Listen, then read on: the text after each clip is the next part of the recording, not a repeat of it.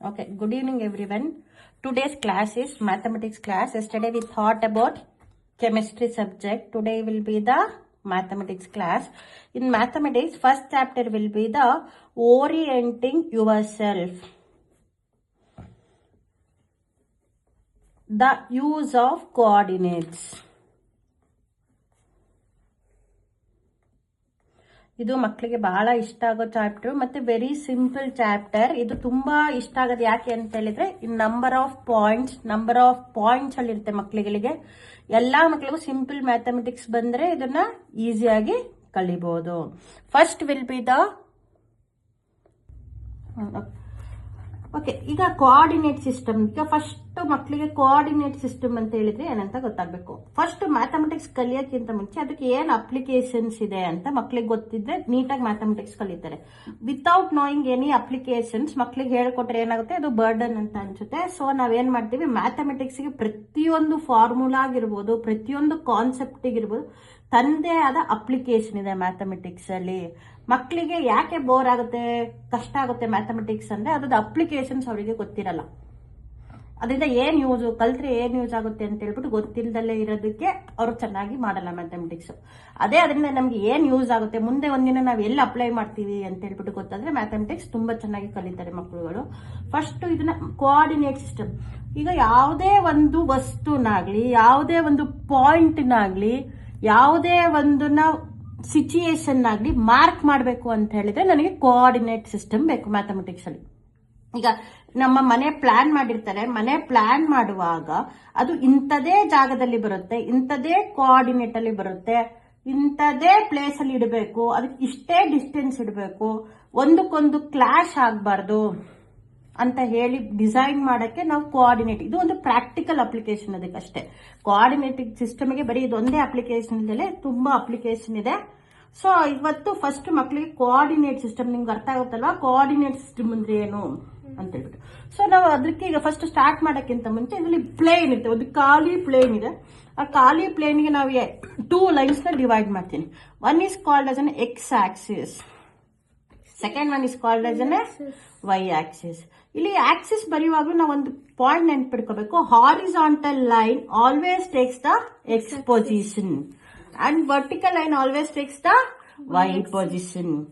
ಆದ್ರಲ್ಲಿ ಇದ್ರ ಎರಡು ಇಂಟರ್ಸೆಕ್ಟ್ ಆಗೋ ಜಾಗ ಏನಿದೆ ಅದನ್ನ ನಾವು ಒರಿಜಿನ್ ಅಂತ ಕರಿತೀವಿ. It will be the origin ಅಂತ ಹೇಳ್ಬಿಟ್ಟು. ಅಲ್ಲಿ ಯಾವಾಗ್ಲೂ ಇದು 0 ಇಂಟರ್ಸೆಕ್ಷನ್ ಪಾಯಿಂಟ್, ಇದು 0 ಆಗಿರುತ್ತೆ, ಇದು 0 ಆಗುತ್ತೆ. ಈ ಪಾಯಿಂಟ್ ಯಾವಾಗ್ಲೂ ಈಗ ಅಬ್ಸರ್ವ್ ಮಾಡಿ, ಎಕ್ಸ್ ಆಕ್ಸಿಸ್ ನ ಹೆಂಗೆ ನೋಟ್ ಮಾಡಬಹುದು. ಇನ್ ಕೇಸ್ ಆಫ್ ಸೆಂಟಿಮೀಟರ್, ನಿಮ್ಮ ಗ್ರಾಫ್ ಶೀಟ್ ನೋಡಿದ್ರೆ ಸೆಂಟಿಮೀಟರ್ ಇರುತ್ತೆ, ಒಂದೊಂದು ಬಾಕ್ಸ್ ಡಯಾಗ್ರಾಮ್ ಇರುತ್ತೆ.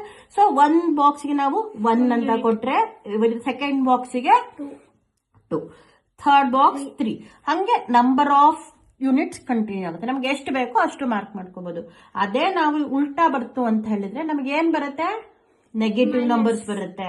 ಒಂದ್ ಕಡೆ ಪಾಸಿಟಿವ್ ಶೇರ್ ಆದ್ರೆ ಇನ್ನೊಂದ್ ಕಡೆಗೆ ನೆಗೆಟಿವ್ ಬರೆಯುವಾಗ -1, -2, -3, -4 it will be the continued number.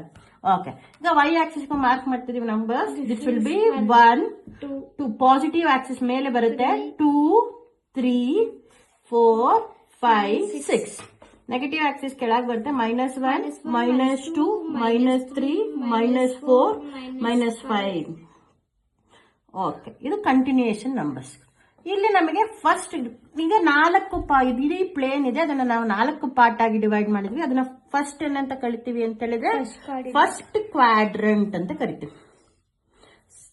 Next part will be the second quadrant, next will be the third quadrant, fourth will be the fourth quadrant. Okay. ಈಗ first plane ಏನಿದೆ, first quadrant ಅಲ್ಲಿ X Axis ನಮ್ಗೆ ಯಾವಾಗ್ಲೂ ಯಾವುದೇ ಒಂದು point ನ mark ಮಾಡಬೇಕು ಅಂತ ಹೇಳಿದ್ರೆ ನಾವು ಏನಂತ ಕರಿತೀವಿ, ಇದನ್ನ ಎಕ್ಸ್, ವೈ. ಇದು ಎಕ್ಸ್ ಆಕ್ಸಿಸ್ ಅಲ್ಲಿ ಯಾವ ಪಾಯಿಂಟ್ ಅಲ್ಲಿ ಡಿನೋಟ್ ಆಗುತ್ತೆ, ವೈ ಆಕ್ಸಿಸ್ ಅಲ್ಲಿ ಯಾವ ಪಾಯಿಂಟ್ ಅಲ್ಲಿ ಡಿನೋಟ್ ಆಗುತ್ತೆ. ಈಗ ಫಾರ್ ಎಕ್ಸಾಂಪಲ್, ಈಗ ಫಸ್ಟ್ ಕ್ವಾಡ್ರೆಂಟ್ ಯಾವಾಗ್ಲೂ ಎಕ್ಸ್ ಆಕ್ಸಿಸ್ ನೋಡಿ ಯಾವ ನಂಬರ್ಸ್ ಇದೆ, ಇಲ್ಲಿ ಪ್ಲಸ್ ನಂಬರ್ ಇದೆ. ಅದಾದ್ಮೇಲೆ ವೈ ಆಕ್ಸಿಸ್ ಅಲ್ಲಿ ಏನ್ ಪ್ಲಸ್ ಇದೆ. ಸೊ ಫಸ್ಟ್ ಕ್ವಾಡ್ರೆಂಟ್ ಇಂದು ಏನ್ ಕಾಂಬಿನೇಷನ್, ಪ್ಲಸ್ ಕಾಂಬಿನೇಷನ್ ಆಗಿರುತ್ತೆ. ಸೆಕೆಂಡ್ ಕ್ವಾಡ್ರೆಂಟ್ ಗೆ ಹೋಗ್ತೀರಾ, ಸೆಕೆಂಡ್ ಕ್ವಾಡ್ರೆಂಟ್ ಅಲ್ಲಿ ಏನ್ ಕಾಂಬಿನೇಷನ್ ಆಗಿರುತ್ತೆ, minus ಫಸ್ಟ್ ಯಾವಾಗ್ಲೂ ನಾವು ಯಾವ ಆಕ್ಸಿಸ್ ಬರೀಬೇಕು? minus of ಎಕ್ಸ್ ಆಕ್ಸಿಸ್ ಬರೀಬೇಕು. ಎಕ್ಸ್ ಆಕ್ಸಿಸ್ ಯಾವ್ದನ್ನ ಡಿನೋಟ್ ಮಾಡ್ತಾ ಇದೆ? minus of plus minus. of plus plus y axis ಯಾವ್ದನ್ನ ಡಿನೋಟ್ ಮಾಡ್ತಾ ಇದೆ? ಪ್ಲಸ್. ನೆಕ್ಸ್ಟ್ ಥರ್ಡ್ ಕ್ವಾಡ್ರೆಂಟ್ ಬರೋಣ. ಎಕ್ಸ್ ಆಕ್ಸಿಸ್ ಏನ ಡಿನೋಟ್ ಮಾಡ್ತಾ ಇದೆ? plus minus. ವೈ ಕ್ವಾಡ್ರೆಂಟ್ ಏನ್ ಡಿಫೈನ್ ಮಾಡ್ತಾ ಇದೆ? minus okay, third quadrant will be third third minus minus. Okay, fourth quadrant ಬರೋಣ. ಇಲ್ಲಿ ಎಕ್ಸ್ ಆಕ್ಸಿಸ್ ಏನ್ ಡಿನೋಟ್ ಮಾಡುತ್ತೆ? plus of minus plus first. Y Axis ಏನ್ ಡಿನೋಟ್ ಮಾಡುತ್ತೆ? ಮೈನಸ್ ಆಗುತ್ತೆ. ಓಕೆ, ಈಗ ಇದರಲ್ಲಿ ಪಾಯಿಂಟ್ಸ್ ಹೆಂಗೆ ಮಾರ್ಕ್ ಮಾಡೋದು ಅಂತ ಹೇಳ್ಬಿಟ್ಟು ನೆಕ್ಸ್ಟ್ ಕಾನ್ಸೆಪ್ಟ್. ಸೊ ಇದರಲ್ಲಿ ಏನ್ ಮಾಡ್ತಾ ಇದೀವಿ ಅಂತ ಹೇಳಿದ್ರೆ, ಒಂದು ಪಾಯಿಂಟ್ ತಗೊಳ್ತೀನಿ ನಾನು ಫಸ್ಟ್. ಯಾವ್ದು? ಫಾರ್ ಎಕ್ಸಾಂಪಲ್ ಪಾಯಿಂಟ್ ವಿಲ್ 2,3 ಅಂತ ಪಾಯಿಂಟ್ ತಗೊಳ್ತಿದ್ದೀನಿ. ಫಸ್ಟ್ ನಂಬರ್ ಏನ ಡಿನೋಟ್ ಮಾಡುತ್ತೆ? plus ಯಾವ ನಂಬರ್ ಯಾವ ಆಕ್ಸಿಸ್ ನ ಡಿನೋಟ್? ಸೆಕೆಂಡ್ ನಂಬರ್ ಯಾವ ಆಕ್ಸಿಸ್ ನ ಡಿನೋಟ್ ಮಾಡುತ್ತೆ? ವೈ ಆಕ್ಸಿಸ್ ನ ಡಿನೋಟ್ ಮಾಡುತ್ತೆ. ವೈ ಆಕ್ಸಿಸ್ ನ ಡಿನೋಟ್ ಮಾಡುತ್ತೆ. ಫಾರ್ ಎಕ್ಸಾಂಪಲ್ ಇಲ್ಲಿ ನಮಗೆ ಇದು ಕಂಡೀಷನ್ ಏನಿದೆ? ಪ್ಲಸ್ ಪ್ಲಸ್ ಕಂಡೀಷನ್ ಅಲ್ಲಿ ಇದೆ. So it will be appear in the first quadrant. So first ನಾವು ಯಾವ್ದನ್ನ ಡಿನೋಟ್ ಮಾಡಬೇಕು? First will be the X Axis, this will be the X Axis, this will be the 2 point and y axis denotes the plus 3 and point coordination will be 2,3. Okay, ಇದೇ point ಅನ್ನು ನಾನು ಈಗ second quadrant ಅಲ್ಲಿ X Axis ಏನಾಗಿರುತ್ತೆ? minus of plus minus ಇರುತ್ತೆ. So minus 2,3 ಅಂತ ಬರೆದ್ರೆ X Axis ಏನಾಗಿದೆ? ನೆಗೆಟಿವ್ ಅಲ್ಲಿ ಬಂದಿದೆ. ವೈ ಆಕ್ಸಿಸ್ ಪಾಸಿಟಿವ್ ಅಲ್ಲಿ ಬಂದಿದೆ. It will always appear in the second quadrant. So, for example,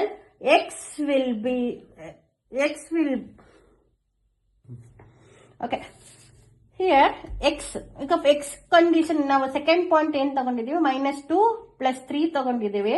so ನಮಗೆ ಇದು ಸೆಕೆಂಡ್ ಕ್ವಾಡ್ರೆಂಟ್ ಅಲ್ಲಿ ಅಪಿಯರ್ ಆಗುತ್ತೆ. ಸೆಕೆಂಡ್ ಕ್ವಾಡ್ರೆಂಟ್ ಅಲ್ಲಿ ಫಸ್ಟ್ ಎಕ್ಸ್ ಆಕ್ಸಿಸ್ ಮೇಲೆ ಅಪಿಯರ್ ಆಗುತ್ತೆ. ಎಕ್ಸ್ ಆಕ್ಸಿಸ್ ವ್ಯಾಲ್ಯೂ ಏನಿದೆ?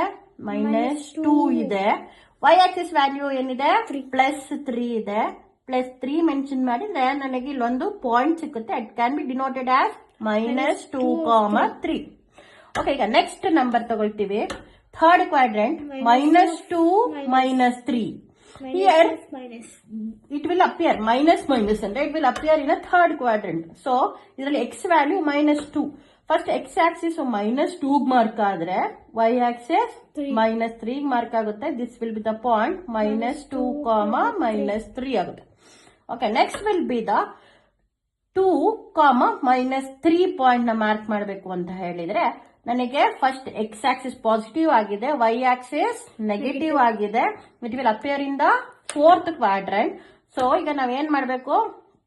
2 +2 ಮಾರ್ಕ್ ಆಗುತ್ತೆ X Axis. -3 will be marked under y axis. The point will be 2, -3. So ಈಗ ನಮಗೆ 4 ಪಾಯಿಂಟ್ಗಳು ಒಂದೊಂದು ಕ್ವಾಡ್ರೆಂಟ್ ಅಲ್ಲಿ ಅಪಿಯರ್ ಆಯ್ತು. Here shape you can see this will be the rectangle shape. ಈ 4 ಪಾಯಿಂಟ್ ನ ಜೋಡಿಸಿ ಬರೋದ್ರೆ ನಮ್ಗೆ ಯಾವ ಶೇಪ್ ಸಿಕ್ಕುತ್ತೆ? ರೆಕ್ಟಾಂಗಲ್ ಶೇಪ್ ಸಿಗ್ತಾ ಇದೆ ಈ ಕ್ವಾಡ್ರೆಂಟ್ ಅಲ್ಲಿ. ಸೊ ಈಗ ನಮಗೆ ಡಿಫ್ರೆಂಟ್ ಈಗ ಮುಂದಿನ ಎಕ್ಸಾಂಪಲ್ ಅಲ್ಲಿ ನಮಗೆ ಇನ್ನೂ ತುಂಬಾ ಡಿಫ್ರೆಂಟ್ ಶೇಪ್ ಸಿಕ್ಕುತ್ತೆ. ಮಿಡ್ ಪಾಯಿಂಟ್ ನ ಫೈಂಡ್ ಔಟ್ ಮಾಡಬೇಕು. ಇದು ಇಂಪಾರ್ಟೆಂಟ್ ಆಗಿರೋದ್ರಿಂದ ಮಿಡ್ ಪಾಯಿಂಟ್ ನ ಫೈಂಡ್ ಔಟ್ ಮಾಡಬೇಕು ಅಂತ ತಿಳ್ಕೊಳ್ಳಿ. ಈಗ ನಾವೇನ್ ಮಾಡ್ಬೇಕು? ಯಾವುದೋ ಒಂದು ಲೈನ್ ಇದೆ. ಇದು x1 ಇರುತ್ತೆ, ಇದು x2 ಇರುತ್ತೆ. ಸೊ ಈ ನಂಬರ್ಗಳು ನನಗೆ ಗೊತ್ತಿಲ್ಲ. ನಾನು ಮಿಡ್ ಪಾಯಿಂಟ್ ಫೈಂಡ್ ಔಟ್ ಮಾಡಬೇಕು ಅಂತ ಹೇಳಿದ್ರೆ ಏನಂತ ಬರೀತೇನೆ? x1 + x2 divided by 2. This will be the mid point. Okay, and ಇದು simple example. We will have the some more examples ಮುಂದೆ ಸಿಕ್ಕತ್ತೆ ನಮಗೆ. ಓಕೆ, ಈಗ ಫಸ್ಟ್ ಪಾಯಿಂಟ್ ನಮಗೆ ಏನ್ ಮಾಡೋಣ ಅಂತ ಹೇಳಿದ್ರೆ, ಯಾವುದೋ ಒಂದು ಕ್ವಾಡ್ರೆಂಟ್ ಕೊಟ್ಟಿದ್ದಾರೆ ನಮಗೆ. ಒಂದು ಫಾರ್ಮುಲಾನು ಈಗ ಒಂದಷ್ಟು ಪ್ರಾಬ್ಲಮ್ಸ್ ಕೊಟ್ಟಿದ್ದಾರೆ. First problem will be the find the distance between the points 2,3 and 5,7.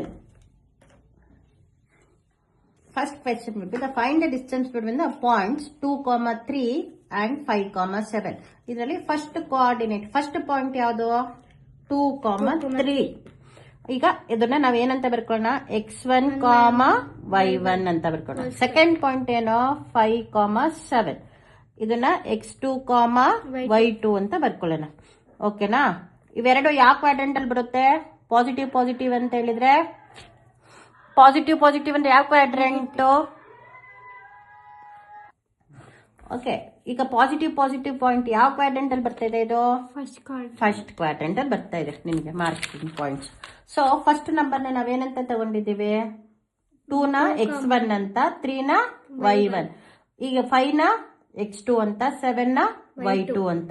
Distance formula ಸ್ಕೂಲಲ್ಲಿ ಹೇಳ್ಕೊಟ್ಟಿದ್ದಾರೆ. Distance formula will be the d square root of x2 minus x1 whole square plus y2 minus y1 whole square.